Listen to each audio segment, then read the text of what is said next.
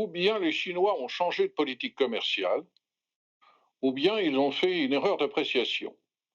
En envoyant une lettre, le ministère chinois du commerce à tous les partenaires de la Chine, en expliquant que dorénavant, dès qu'un produit contient 0,1% de terres rares chinoises, il va faire l'objet de mesures de contrôle d'exportation et d'un processus de déclaration extrêmement compliqué, extrêmement détaillé, qui de fait donne l'impression de vouloir donner à la Chine un veto sur l'utilisation des terres rares chinoises, y compris sur le marché secondaire aux exportations.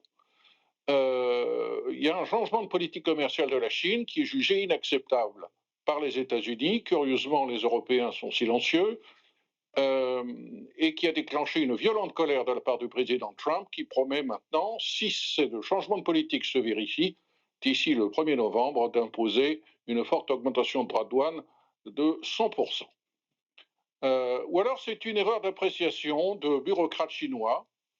C'est la porte ouverte en tout cas, qui a été donnée encore tout à l'heure par Scott Bessent, le secrétaire américain au Trésor, qui dit tout ça peut se négocier, tout ça peut se corriger si les Chinois reconnaissent qu'ils ont parlé trop vite et qu'ils ont mis en place une usine à gaz qui est inacceptable.